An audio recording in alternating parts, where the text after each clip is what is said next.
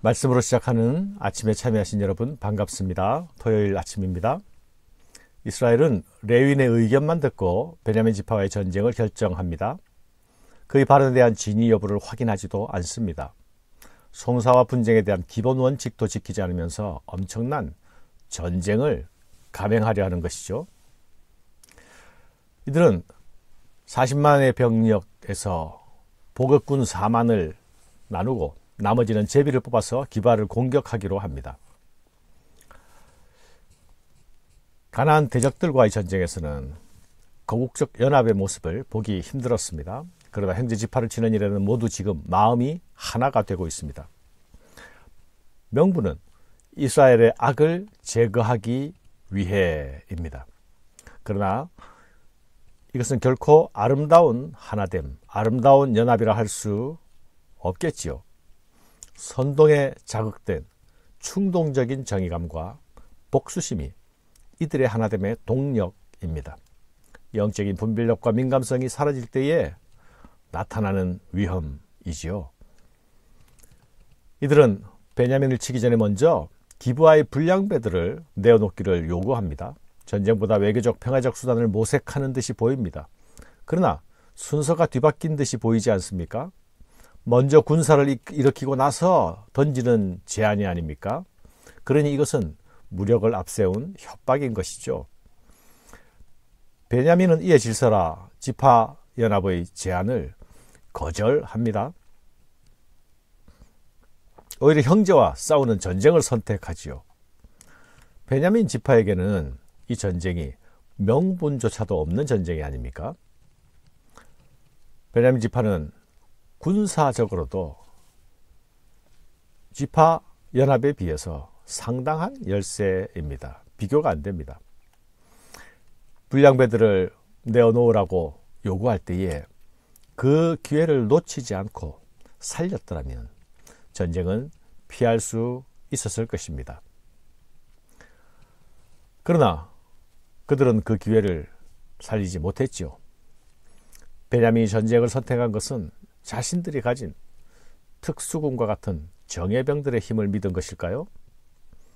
아니면 죽더라도 지파연합의 결정에 부당함 받아들일 수 없다 라고 한 것일까요? 어찌되었든 명백한 범죄자들이 심판을 받도록 하는 것이 상식적이고 옳은 선택이 아닙니까? 그런데 왜 무모한 전쟁을 선택하고 있습니까? 여기서 우리가 기억해야 할 한 가지 사실이 있죠. 우리가 남이가 라고 하는 이 혈통에 기반한 친족의식, 가족의식, 공동체의식, 이것은 결코 진정한 하나됨을 만들어내지 못한다는 사실입니다. 옳든 그르든 나는 무조건 내 가족 편이야. 상식이고 도리고 하는 것은 밖에서 따져. 우리에게 그런 것을 요구하지 마라. 나는 무조건 우리 가족을 지켜야 하고 우리 지파를 지켜야 하고 우리 공동체를 지켜야 해. 이런 생각과 태도는 더 큰 가족, 더 큰 공동체를 지키는 일을 결코 이루어낼 수 없습니다. 결국 자기 파괴적인 행동이 될 수밖에 없는 것이죠. 각기 자기 혈통이나 자기 공동체의 유익을 공적 유익보다 앞에 놓게 되면 그것은 결국 공동체를 세우는 일이 아니라 파괴하는 일이 될 것입니다. 베냐민 지파의 부당한 자기 식구 감싸기는 결국 지파연합의 섣부른 전쟁 결정에 기름을 부어버립니다. 결국 지파연합이나 베냐민이나 50보 100보가 아닙니까? 겉으로는 어느 쪽 명분이 좀 더 그럴듯해 보일 수도 있습니다. 그러나 까놓고 보면 한 가지입니다. 사랑하는 여러분, 여기서 우리는 죄가 어떻게 그 악한 모습을 눈덩이처럼 키워가는지를 봅니다. 한 레위인의 비인간적인 태도와 몇몇 불량배들의 성적 반종이 만나게 되죠. 그리고 레위인은 정직한 보고 대신에 자기중심적이고 자기주장적인 선동적인 보고를 합니다. 지파연합은 분별력 없이 충동적으로 반응합니다. 그리고 베냐민은 옳음을 선택하는 대신 자존심을 택합니다. 그리고 수만 명이 사람들이 죽어나가는 형제 사륙의 학살 전쟁이 벌어지는 것이죠. 이 전쟁은 승자가 없는 전쟁입니다. 모두 패자입니다. 죄는 또 다른 죄를 부르고 죄가 만들어내는 것은 언제나 파괴와 죽음입니다. 지파연합은 군사적으로 압도적인 우위에 있음에도 베냐민에게 2번이나 대패합니다. 이 과정에서 이스라엘이 하나님께 묻고 하나님이 답하시는 과정이 나타나지요. 미스바에 모인 연합지파 군대는 어느 지파가 선봉에 서야 할지를 하나님께 묻습니다. 하나님은 유다 지파가 올라가라 하셨습니다. 그런데 22,000명이나 죽어나갑니다. 거의 베냐민 지파군의 숫자에 버금가는 숫자가 하루에 죽어나갑니다. 쓰라린 패배를 맛본 이들은 울면서 하나님께 묻습니다. 하나님, 내일 다시 베냐민과 싸울까요? 하나님은 싸워라 하십니다. 그래서 다시 나가 싸웁니다. 그런데 또 패합니다. 이번에는 18,000명이나 또 죽습니다. 이스라엘은 이제 울면서 금식까지 하면서 하나님께 묻습니다. 가난하고 절박해지게 된 거죠. 하나님, 베냐민과 싸울까요? 말까요? 사랑하는 여러분, 하나님께 묻는다고 다 묻는 것이 아니죠. 군사를 일으키는 것은 내가 결정하고 누가 먼저 올라갈까요? 라고 묻는 것은 묻는 형식만 갖춘 것이지 진정으로 묻는 것이 아니지 않습니까? 우리가 사사기 말씀을 시작할 때 1장에서 하나님 누가 먼저 올라갈까요? 라는 질문으로 시작되었지요. 하나님은 유다가 먼저 올라갈지니라 말씀하셨습니다. 두 개는 형식적으로 같아 보입니다. 그러나 내용적으로는 완전히 다릅니다. 사사기 1장에서 질문은 하나님께서 명하신 정복전쟁에 순종으로 임하면서 하나님께 드리는 질문이죠. 하나님 누가 먼저 올라갈까요? 그러나 여기서 질문은 가장 중요한 문제인 전쟁을 할까 말까에 대하여서 내가 결정하고 그 다음 하나님께 묻는 형식을 취하는 것입니다. 누가 올라갈까요? 사랑하는 여러분, 하나님은 총사령관이시지 작전참모가 아닙니다. 내가 사령관이 되고 하나님을 참모로 내세우면 하나님이 어떻게 대하십니까? 그래, 알아서 해라. 네 맘대로 해라. 하나님도 대답하시는 듯한데 형식적으로 대답하시고 그 대답에는 디테일이 없습니다. 승리에 대한 약속도 없고 내가 너희와 함께 하겠다는 약속도 따라오지 않습니다. 아주 무심한 대답입니다. 올라갈까요?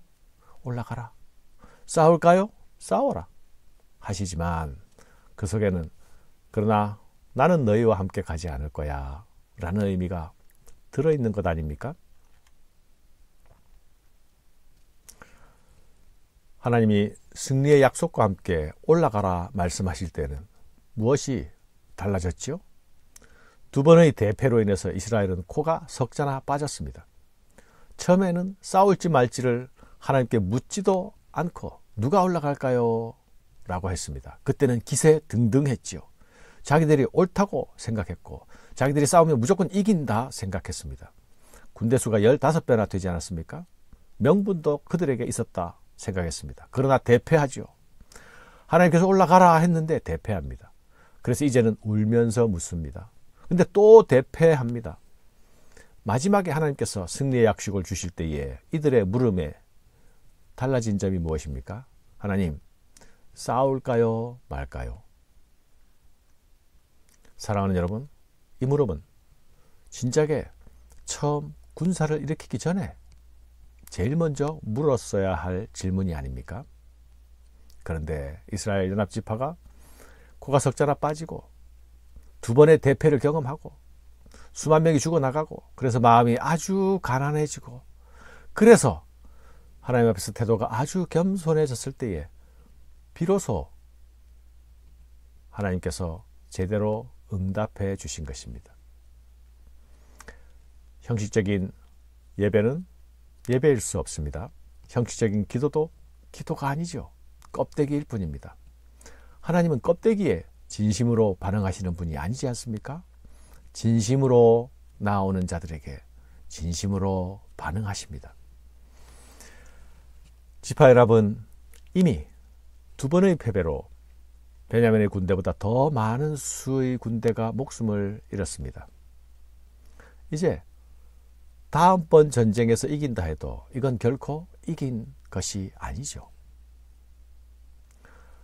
하나님께 묻지 않는 것은 베냐민도 마찬가지입니다. 그들은 이제 멸족에 해당하는 참패를 맛보게 될 것입니다. 50보, 100보의 사람들이 그들이 가진 승리, 그들이 누린 승리가 있다고 한다면 그것은 결코 진정한 승리일 수 없습니다. 그들이 서로를 향해서 치고 싸우고 공격해서 당하는, 서로에게 당하는 패배, 그것은 그들 자신이 받아야 할 심판의 매이지요. 사랑하는 여러분, 우리는 이 사건을 보면서 이들의 무법함을 보기 전에 먼저 우리의 모습을 돌아보며 우리 스스로를 애통해 해야 하지 않겠습니까? 이들이 나타내 보이는 모습들이 바로 우리 속에 있는 죄의 모습들이기 때문입니다. 감사합니다.